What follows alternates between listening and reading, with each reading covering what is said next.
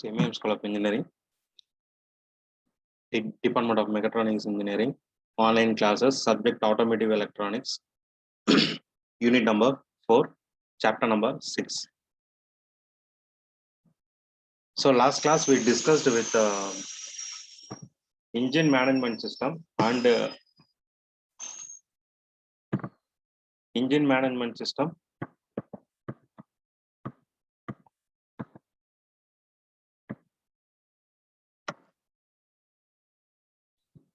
and ECU, electronic control unit, and different types of ECUs used in the automotive vehicle. In this class, we are going to discuss about onboard diagnostics and the induction of the fuel in the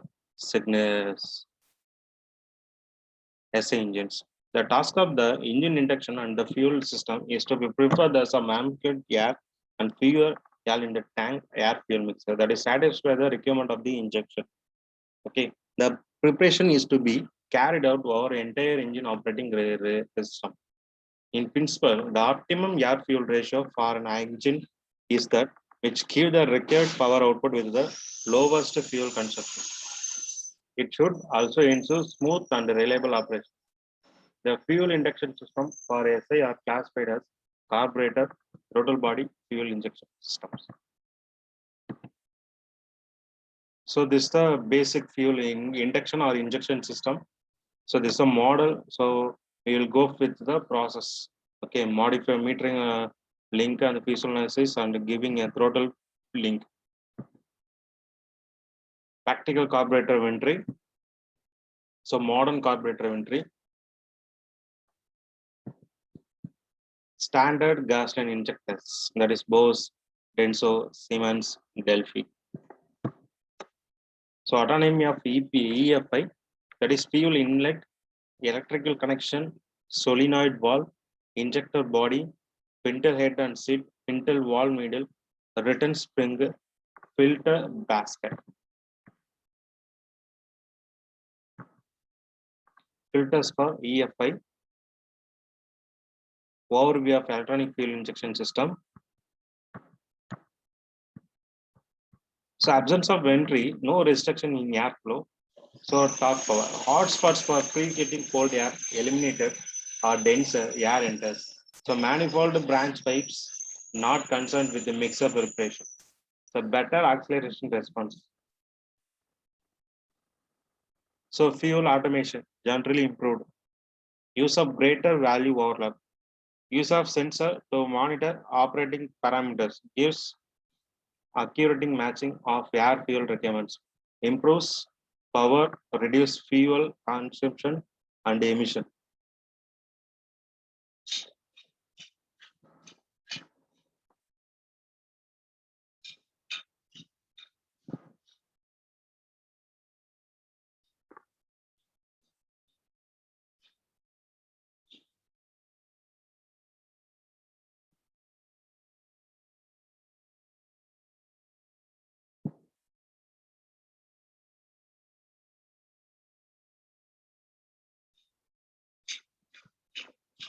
Then use of greater valve overlap.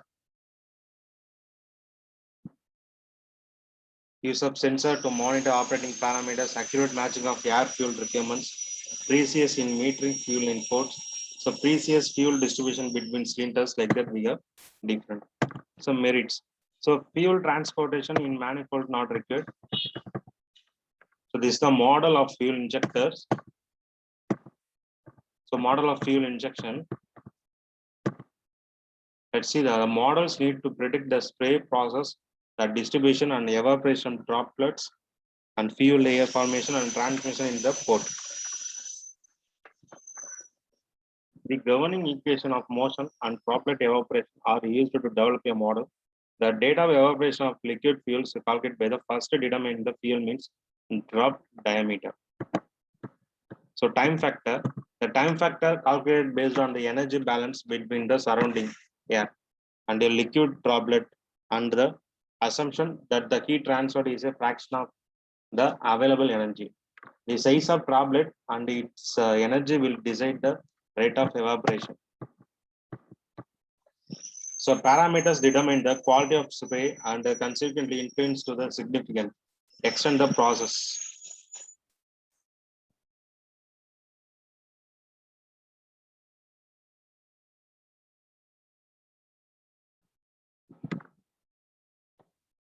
To obtain the detailed quantitative information of the spray, here component phase tubular anemometer is used.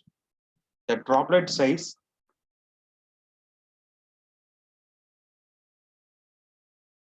this performance simulates simultaneous measurement of the droplet velocity and size and the volume flux. So measurement of quality of injection, fair but weak, bad split spray pattern, bad split spray pattern.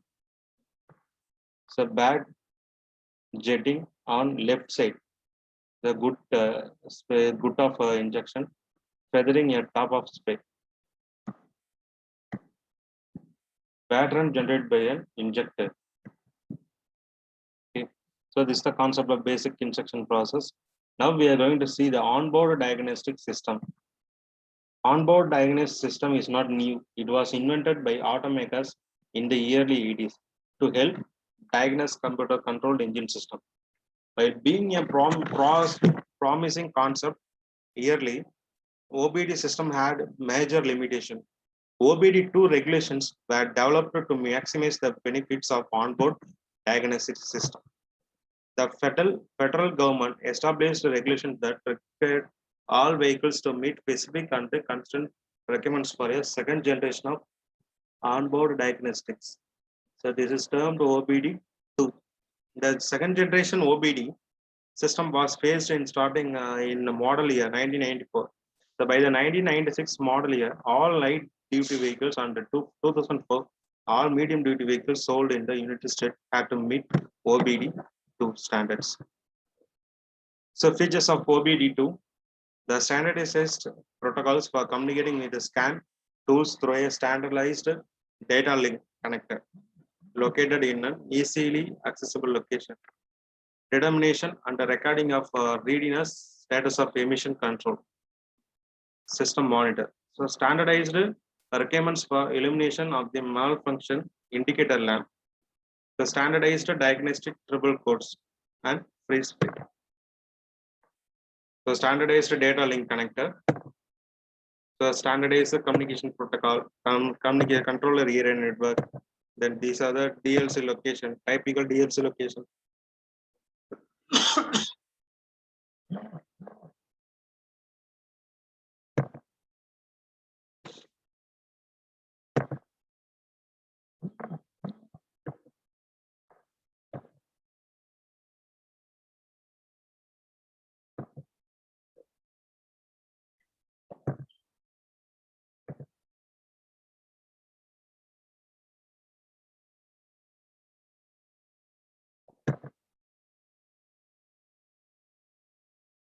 Once a monitor has been set to ready, it was continued to indicate ready unless the vehicle battery is disconnected or coded. Codes are cleared. With a few expeditions, normally the readiness status of all commands or system will be easily. However, if the vehicle's PCM, powertrain control module, PCM is OBD2 terminals for the powertrain computer of vehicle not ready. So non-continuous monitor.